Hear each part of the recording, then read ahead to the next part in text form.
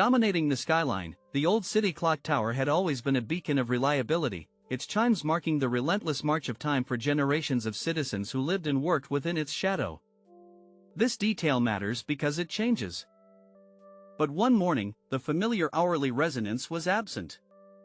A heavy, unsettling silence had fallen over the district, drawing the attention of a city accustomed to the tower's constant, comforting pulse. Something was deeply wrong. This detail matters because it. Detective Miles Harding, a man known for his keen eye and methodical approach, surveyed the imposing structure. He'd heard tales of its eccentric resident, the master horologist Elias Thorne, who lived and worked exclusively within its walls. This detail matters. Access to Thorne's workshop, located at the very top beneath the belfry, was secured from the inside. All doors and windows were bolted, leaving Harding with the classic conundrum, a perfect locked room scenario. This detail matters because it changes how. The first clue lay on Thorne's workbench, a meticulously crafted pocket watch, its crystal shattered, hands bent. It wasn't just broken, it appeared to have been violently struck against something hard, mid-tick. This detail matters because it changes how the. Oddly, despite the immaculate workshop, a faint trail of distinctive, muddy footprints led from a seldom-used service ladder toward the center of the room, then abruptly vanished as if the wearer had dematerialized. This detail matters because it changes how. Witness interviews yielded little concrete information, only a tapestry of confusing details. The night watchman swore he saw Thorne working late, while a baker nearby insisted the workshop lights were off much earlier.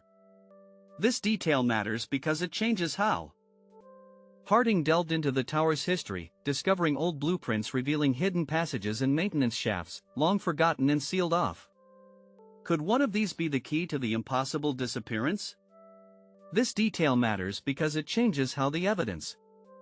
Rumors surfaced of a bitter rivalry between Thorne and another renowned clockmaker, a man known for his ruthless ambition and rumored dabbling in less than ethical practices to achieve professional success. This detail matters because it changes how the evidence, timeline, and further inspection revealed that a crucial, unique escapement mechanism, designed by Thorne himself, was also missing from his workbench. This wasn't just a disappearance, it was a theft, or a meticulously planned escape. This detail matters because it changes how. Harding replayed the night watchman's statement, Thorne had been working on the hourly chime sequence. Could the tower's very mechanism have played a role in his vanishing act, a deliberate part of his alibi? This detail matters because it changes. He meticulously examined the muddy prints again. The mud composition was peculiar, matching soil found only near the riverbank on the city's outskirts, miles from the dry, urban environment surrounding the tower. This detail matters because it changes how the. His attention was drawn to an unusually thick section of the wall near the vanished footprints. Tapping it, he heard a hollow sound, revealing a cleverly concealed compartment, large enough for a person to hide. This detail matters because it. The rival clockmaker had recently suffered a significant financial loss and public humiliation, providing a strong motive for acquiring Thorne's groundbreaking designs, perhaps by force or coercion, then staging a disappearance. This detail matters because it changes how the evidence. Inside the compartment, Harding detected a faint, lingering scent, an unusual blend of oil, metal polish, and a specific, exotic herb Thorne was known to use in his tea. This was Thorne's hideout. This detail matters because it changes. The broken watch, Harding theorized, wasn't a sign of struggle, but a deliberate misdirection. Thorne likely broke it himself, timing the event precisely to coincide with a loud noise from the clockworks. This detail matters because it changes how the.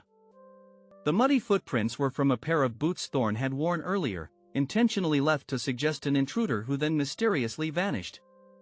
He used the tower's internal access and the compartment to escape. This detail matters because it changes. Thorne orchestrated his own vanishing, using the tower's complexity and his reputation as a recluse to create an impenetrable alibi. He likely fled the city with his stolen design, seeking a fresh start. This detail matters because it changes how. While the rival clockmaker was questioned, the evidence remains circumstantial. Without Thorne's testimony or recovery of the stolen mechanism, a formal accusation was impossible, leaving the case officially unsolved. This detail matters because it changes how the evidence, timeline, and the clock tower still chimes, its inner workings a testament to Elias Thorne's genius, and perhaps, his audacious plan. The mystery of his disappearance endures, a perfectly timed illusion crafted by the master himself. This detail matters because it changes